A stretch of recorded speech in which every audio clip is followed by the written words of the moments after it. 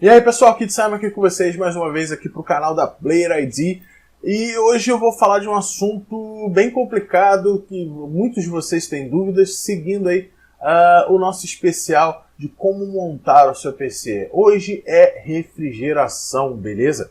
Então a gente vai falar basicamente sobre dois tipos dos três mais conhecidos em refrigeração. A gente tem hoje Air Coolers, Water Coolers e o Water Coolers Custom.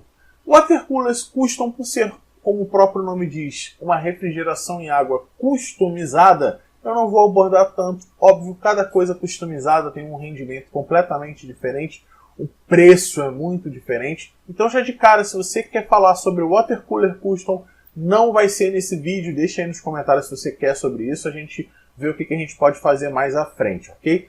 Então a gente vai focar esse vídeo em Air Coolers e Water Coolers All-in-One, ou soluções tudo em um. Geralmente esses coolers que vêm todos embalados, com mangueirinha já a vácuo, tal, direitinho, são esses tipos de Water Coolers que a gente vai falar, ok?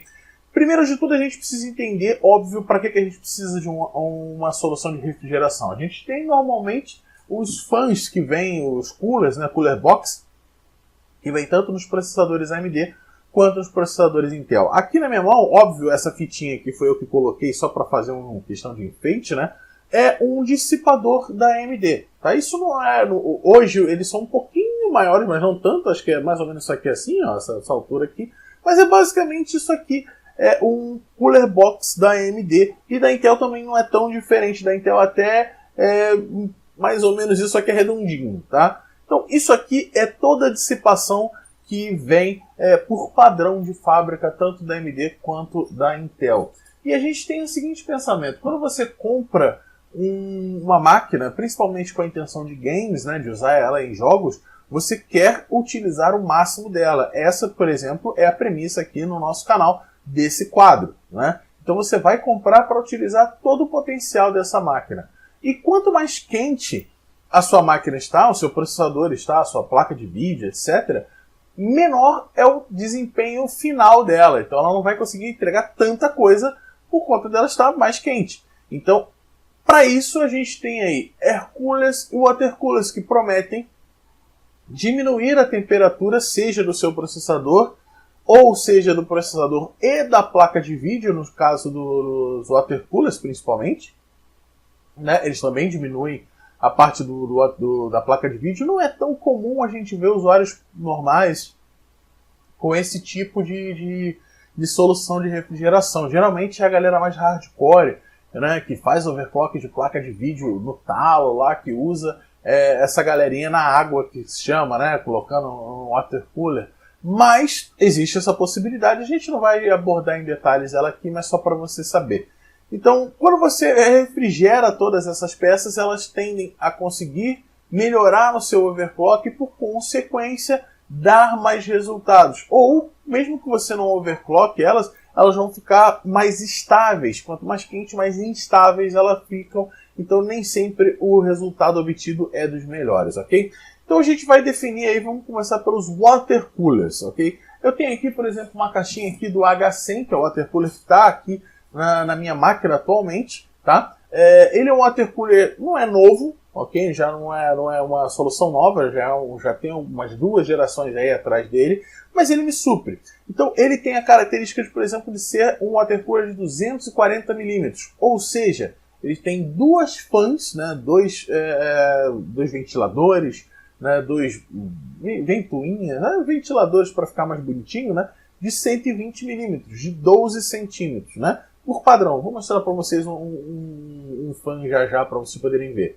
Então, ele é bom porque ele tem uma boa dissipação de calor, ele diminui a temperatura do meu processador, né? De forma que eu posso fazer um overclock nele e manter ele numa temperatura bem tranquila. Hoje o meu CPU fica aí, ainda estou usando o FX, né? Então ele fica aí em torno de 60 e poucos graus, 65, 68 graus, overclockado, né? Futuramente a gente vai trocar para um i7, a gente vai trocar para um Intel, e aí a gente vai ver como é que vai ficar nesse H100. Não sei nem se ele vai ficar aí, mas enfim. Então você tem uma certa tranquilidade, porque você instala ele na sua máquina e não faz basicamente nada, você não precisa de manutenção nenhuma no seu water cooler. Você vai só colocar a pasta térmica caso não venha com ele, mas hoje todo water cooler vem com uma pasta térmica já pré-colocada, né? Então você só coloca lá, encaixa o radiador no seu computador, no seu gabinete e fim. Tá? Você só vai mexer para limpar o radiador por eventual poeira, ou quando você for trocar um processador, mas a priori você não precisa mais mexer. Tá? Então é uma solução prática e bem tranquila. O contra dele é que muito dificilmente, mas pode acontecer, tá? Em algumas ocasiões ele é por líquido, ele é refrigeração, esse líquido passa pelo radiador e dissipa o calor. Então se você comprar um water cooler que esteja com uma má fabricação, ou de um fabricante ruim, ou de uma marca ruim, um modelo ruim, enfim, pode ser que ele fure e por consequência vaze líquido, né? Então você não quer líquido no seu sistema. Mas isso hoje é algo muito difícil de acontecer, muito difícil mesmo de acontecer, tá? Eu não lembro da última vez que eu tive notícia de alguém conhecido que teve um water cooler furado. Eu não lembro. Sinceramente, eu não lembro. Então eu posso dizer, sem sombra de dúvidas, que pelo menos faz mais de 4 anos que eu não sei de ninguém que teve um water cooler furado, fora o cara que realmente furou, né? O cara que não tem coisinha na cabeça, mas enfim. Então é uma solução bacana, só que geralmente custa mais caro do que um air cooler, tá? Justamente por você não precisar fazer nada, simplesmente você instala e pronto, e ter um resultado bem legal, geralmente é uma situação bem mais cara, ou no mínimo mais cara do que um air cooler. Então essa é a vantagem do water cooler. Então os prós, ele elimina bastante, ele diminui bastante a temperatura, os contras, ele tem um custo maior. Fechado. Agora a gente vai falar de air cooler. Eu deixei separado aqui o Themis Evo, porque dentro da questão de air cooler, a gente tem também air coolers que a gente vai chamar aí de entrada e air coolers de mid e high-end, né? Assim como tudo, até o water coolers a gente tem a mesma coisa. A gente tem os water coolers e air coolers com uma fan, que é isso aqui, ó, a fan que eu estava falando para vocês. Esse aqui é um exemplo, é o fan da Hygiene Tech aqui do Themis Evo. Tá?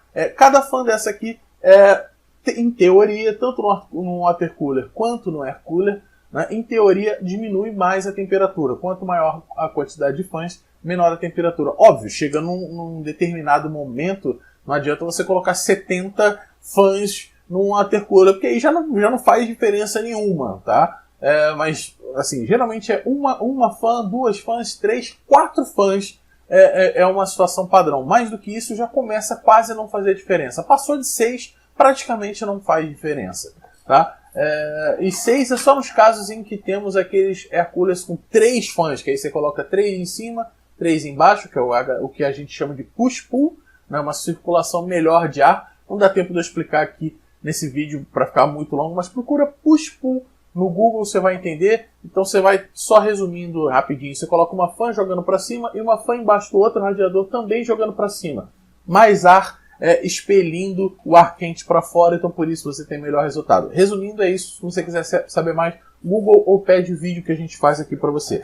Voltando para o air cooler, aqui por exemplo o Themis Evo. Eu já fiz vídeo de review nele no canal, vou deixar passando aqui em cima.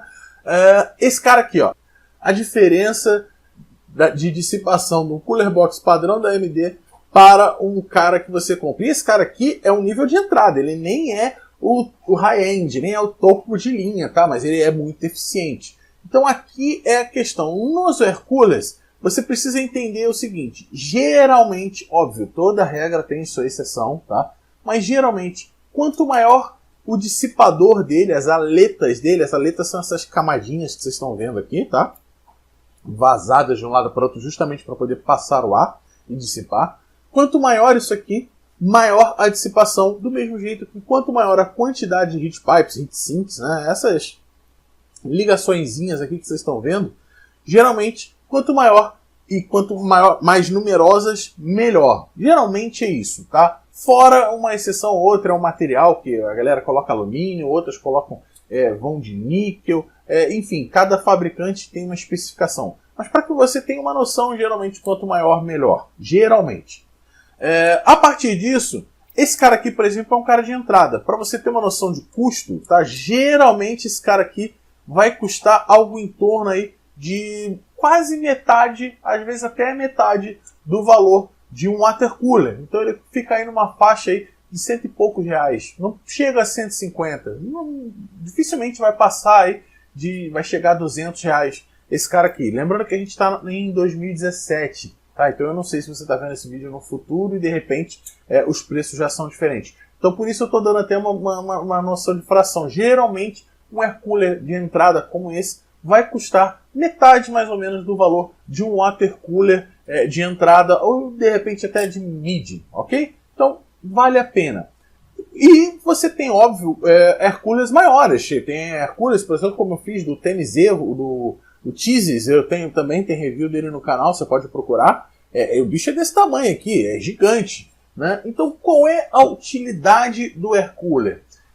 A grande questão é a seguinte: se você vai colocar num sistema de entrada, né, processadores de entrada, placa de vídeo e tal, não tem necessidade de você colocar um monstro enorme de 5 kg dentro do seu computador. Primeiro que você corre o risco de empenar, placas-mãe e não tão preparadas de entrada, não estão preparadas para algo tão pesado. As mais high-end geralmente já sabem que você vai colocar um sistema de dissipação pesado ou mais robusto e prepara a placa-mãe para isso. As placas-mães de entrada não estão preocupadas com isso, sabem que você está procurando um valor barato, então provavelmente você vai procurar um valor barato também na dissipação. Então você pode correr o risco de comprar um monstrengo e colocar na tua placa-mãe e acabar empenando ela, tá? Isso acontece algumas vezes. Então não aconselharia você a fazer isso. Se você tem um sistema de entrada, um air cooler de entrada é provavelmente a sua melhor saída, tá? Ou de repente um mid, né? Um médio, nem tão pouco, nem muito. Então você pode colocar, se você faz um overclock já na sua máquina, você quer dar uma levantada no teu processador e tal, aí eu lhe aconselho a colocar um air cooler mid para você ter uma noção. Ou se você já tem um PC legal, um processador bacana, um processador high-end, no momento, né? De novo, a gente está em abril de 2017, você vai colocar um 7700K ou de repente aí um 1800X da AMD, você pode colocar já um air cooler mais parrudo, né? Algo mais robusto para justamente conseguir dar uma difusão legal no calor. Mas principalmente o que eu recomendo para você é o seguinte: antes de instalar no seu computador, primeiro olhe o design de um air cooler. Gostou do design? Beleza. A partir disso, procure testes desse cara na internet. Quase todos os air coolers e water coolers vão ter testes de reviews de youtubers, de galera de tecnologia, enfim, de sites confiáveis disponíveis na internet. Tá? As fabricantes devem mandar esses produtos para a galera poder fazer review. Aliás, essa é até uma premissa, porque isso ajuda na pesquisa e divulgação dessas marcas. Então você tem uma série de vídeos publicando resultados de temperatura. Compare o sistema que foi testado com o seu sistema. Se o cara é high-end, o seu é menor, então espere um pouco menos. Enfim, faça esse tipo de comparação, isso é importante, tá? E aí sim, você toma a decisão do quanto você acha que é tranquilo. O ideal é fazer o teu processador rodar o mais próximo possível da temperatura ambiente, tá? Se você está aí, a gente sabe que Brasil é tudo quente pra caramba, então vamos estabelecer uma média aí de 30 graus de temperatura, né? Alguns lugares é mais quente, em alguns lugares nem tanto, depende também da época do ano. Então vamos estabelecer 30 graus como média de temperatura normal. Se você estabelecer o seu computador e o seu processador na casa de 40 graus, cara, seu processador está geladíssimo, está ótimo. Se você estabelecer o seu processador aí na casa de 60 graus, por exemplo, já com algum overclock, está ótimo também. Lembrando, alguns processadores você consegue até ser mais quentes e também ter eficiência, tá? Mas lembrando, quanto mais quente, mais próximo do nível máximo de eficiência ele chega. Alguns processadores você pode rodar ele a 70, 80 graus e tá tudo ok, não tem problema nenhum, beleza? Mas lembre-se, como eu tô falando, você vai overclockar, ele vai, quanto mais perto ele vai chegando de 80, 90 graus, a coisa vai ficando no limite de eficiência, ele vai ficando mais instável e, por consequência, não vai entregar um desempenho limpo no seu computador. Às vezes vai oscilar e isso não é o que a gente quer, beleza? Bom, então resumindo, o que eu recomendo para vocês? Você tem um PC de entrada, compra um air cooler básico, já vai lhe suprir sem problema nenhum. Se você tem um sistema mediano, ainda vai de air cooler ou de um water cooler, ou um air cooler mid ou um water cooler de entrada, também vai suprir a sua necessidade. Ou se você é mais entusiasta, vai fazer um overclock, tem uma máquina, um kit, né, de placa-mãe, processador mais high-end, aí eu lhe aconselharia ou pegar um brutão, né, um water cooler bem top, ou você pegar uma solução de all-in-one de water cooler, fechou? Então essas são aí as indicações aqui do tio. Diz aí o que você achou, qual é o seu sistema, e a gente vai tentando, trocando essa ideia, e não perde vídeo semana que vem ainda dessa sequência. Provavelmente a gente vai falar sobre placas de vídeo, fechou? Eu vou ficando por aqui, um abraço e tchau!